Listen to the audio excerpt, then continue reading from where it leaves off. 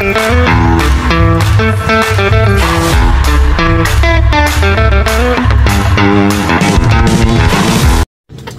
mga kapet, ayun, for today's video is mag-update lang tayo sa ating backyard.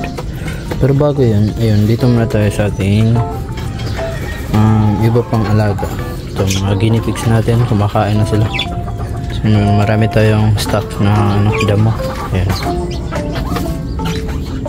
So si Kiwi pala guys, nilipat ko muna doon kasi nga itong cage is ginamit natin dahil dito sa ating manok na mga silky. Ayan, sorry. Ayan, may sisiyo na yung manok natin. Wait, pakita ko lang. Dalawa kasi ito. Ito yung isa guys. Hello.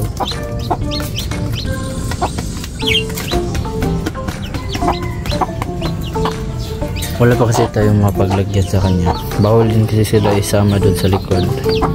Kasi nga may dalawang silky din tayo doon.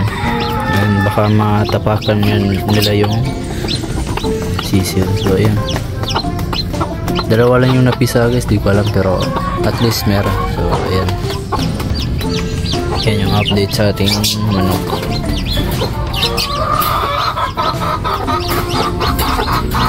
Sa iba naman natin yung alaga ito sa guinea pig, meron tayong dalawang buntis. So ito si Snow, tsaka ito si Daisy. Tara, dito tayo sa labas. Ayan, so mapapansin nyo, wala na yung isang ref tab dito na. Kasi plano ni Papa na putulin to. And baka matamaan din yun. Para maluwang na rin yung daanan galing doon papunta dito. Ayan, so nilipat natin. So ito yung bago nating setup. Ito babaguhin pa natin to dito. Ayan, so medyo maaliwalas na. Ito pala yung update ng ating pond na ginawa na. So ngayon guys, hindi ko pa napapaandar yung pump kasi nga bibili pa tayo ng wire para sa extension mula dun sa bahay hanggang dito sa backyard, kasi nga plano din namin na maglagay dyan ng ilaw para dito sa likod. So ayun, mamaya bibili ako ng wire and dyan maglalagay din ako ng isa extension, and doon meron din doon extension sa loob. So ayun, ito yung update guys. Medyo di pa malinaw sa ngayon kasi nga di pa naka-under yung pump. Yung mga monster fish ko is nakatago lang doon sa ilalim ng bato. Yan sila, nandun lang.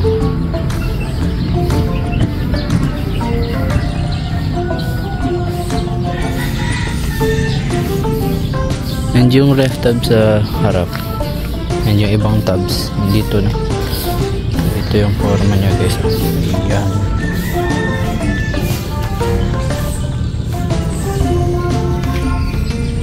So nalagyan ko na rin daw ng tubig kahapon, and talagang 100% na nag water change tayo kasi nga nilinis din natin yung mga dumi.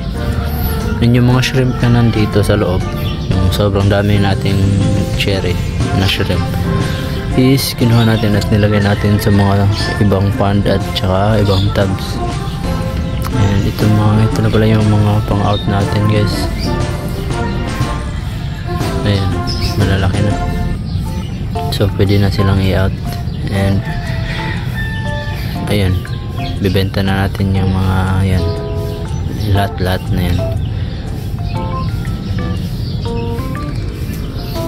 Yung lemonade natin nandito, yung mga breeder natin tsaka yung mga selected natin na mga anak.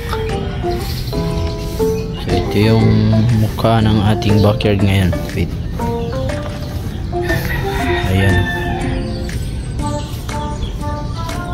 So medyo may daanan na. Dito hindi naman masikip. Tsaka dito may space pa tayo dyan. Ayan, plano ko napatagin yan. So siguro soon maglagay tayo dyan ng ref tab, or kung ano man na pwede natin malagay kung dadagdag pa tayo ng pond. So ayun, medyo malaki pa yung space dito guys. Meron pa dito tsaka dito. Ayan. And ayun, siguro yun ang muna sa ngayon guys. Salamat sa panonood. Update ko na lang ulit kayo kapag install na tayo ng kuryente dito. So yun lang, salamat sa panonood. See you in my next video. Bye bye.